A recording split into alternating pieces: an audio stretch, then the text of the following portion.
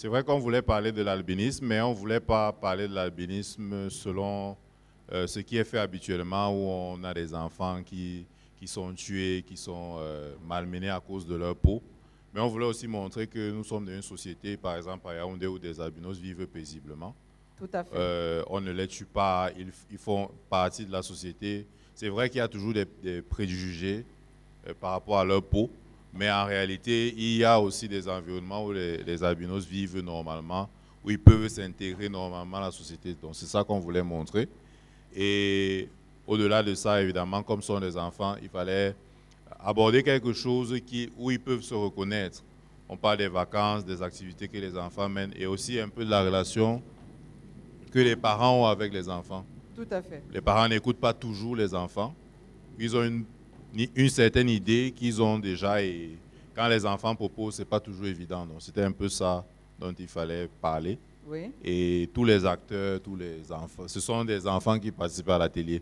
Donc on n'a pas cherché ailleurs. Donc tous ceux qui participaient à l'atelier, on les mettait devant la caméra et ils jouaient.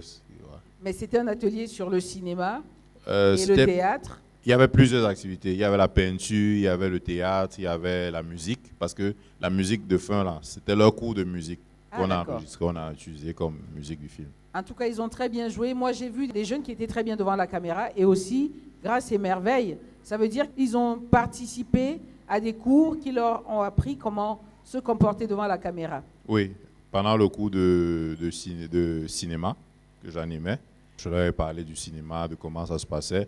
Mais après, en regardant aussi, les enfants, on a décelé qu'il y en avait qui ont ce talent-là, Oui. naturel. Et les deux jumelles, parce qu'elles sont jumelles, c'est pas grande sœur, petite sœur. Ce sont des jumelles, c'est juste qu'il y a une qui grandit Qui est moins. plus Voilà. grande que l'autre. Voilà, donc, Tout à fait. on a vu qu'elles étaient intéressantes, elles étaient très dynamiques. Et on a écrit le film par rapport à elles. Donc, pendant l'atelier, on écrivait un petit truc. Et ça s'est passé de la même manière avec le deuxième atelier. On a vu un jeune homme qui était intéressant, on a écrit un film par rapport à lui aussi. Mais vous voyez, ça veut dire que si demain vous avez envie de participer à l'atelier, tout à l'heure tu vas leur faire l'annonce. S'il y a demain un atelier du genre, les jeunes qui sont ici peuvent s'inscrire. Oui, oui. N'est-ce pas? Oui, c'est possible. Tout à l'heure, quand on a dit, il y avait un monsieur, parce que tu as dit, c'est deux jeunes albinos, mais moi je n'ai pas senti qu'elles étaient des albinos, jusqu'au moment où le monsieur qui est grincheux, vous avez vu le monsieur grincheux, a dit Ngengeru. Oui, oui. Ngengeru, c'est comme ça qu'on appelle les albinos au Cameroun, pour les insulter. Mais aujourd'hui, je crois que tu as voulu montrer que ces jeunes filles n'ont pas besoin, elles n'ont pas de complexe par rapport à d'autres. Donc de penser que vous, parce qu'elles sont albinos, elles sont différentes. Non, tu as voulu montrer qu'elles sont albinos, mais elles ne sont pas différentes et elles sont même meilleures que beaucoup d'autres. Oui, effectivement.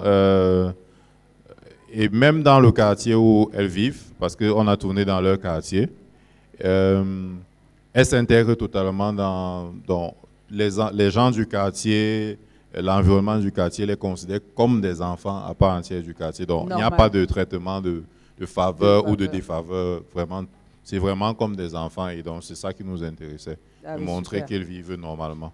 Ben, vous voyez, la leçon passe bien. Donc, si vous avez des amis, des frères et sœurs albinos, ils ne sont pas différents. Et c'est ce que Rostand a voulu nous montrer. Les albinos sont comme nous. Ils font les mêmes choses que nous. Et parfois, certains sont même meilleurs. Ce sont nos frères et sœurs. Ils ont juste une couleur de peau différente. Comme peut-être toi et moi, toi tu es noir, moi je suis clair. Oui. Et j'aurais pu être albinos. Mais je ne suis pas différente de vous. Et ça, c'est un message qu'on voudrait vous passer. Maintenant, je vais passer la parole à la salle. Qui veut me dire ce qu'il a compris dans ce film? Posez les questions à ce tonton. Vous lui posez toutes les questions que vous voulez savoir. J'ai compris que même les enfants peuvent aussi faire quelque chose. Et que il n'y a pas de différence entre les gens qui ont... Il n'y a pas de différence entre la peau des gens. Il n'y a pas de différence entre les gens de différentes peaux, c'est-à-dire les albinos et les noirs. Oui. C'est très bien. Je crois que le message est bien passé. Oui, très bien passé. Et est-ce que tu as une question à poser à celui qui a réalisé le film, à Rostand Wanja? Je vais demander comment il faisait pour comprendre comment les albinos causaient par télépathie.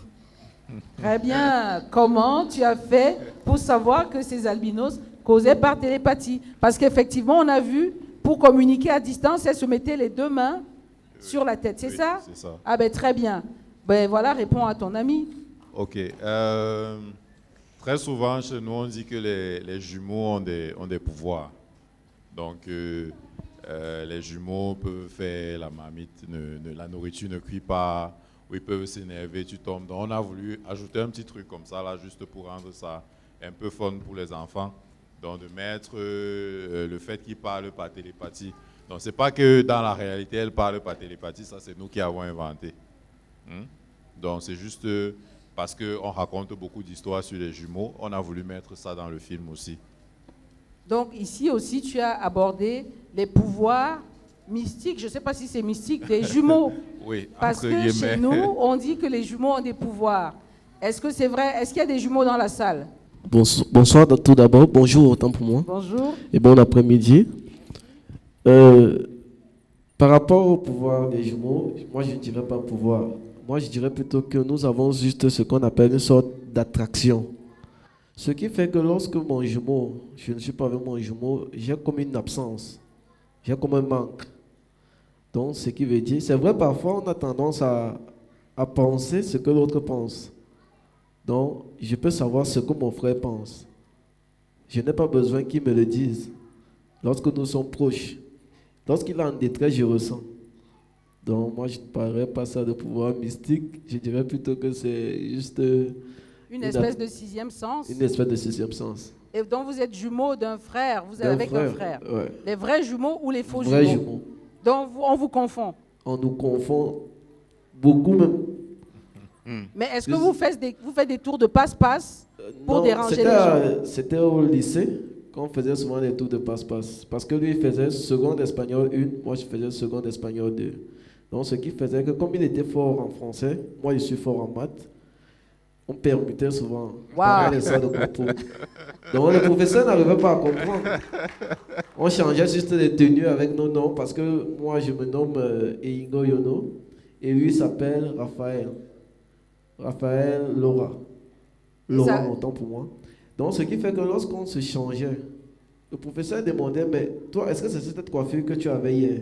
On dit au professeur que, mais monsieur, les coiffures ça se change. Il y a des coiffeurs un peu de partout. Merci beaucoup. Merci. Ce que je voudrais rajouter avant de passer la parole à quelqu'un d'autre, c'est que Rostand, tu es journaliste. Oui, également. Avant d'être cinéaste. Bon, cinéaste avant d'être journaliste. J'ai commencé le cinéma avant de faire le journalisme. Et tu continues parce que tu as créé une plateforme qui s'appelle ailamedia.com.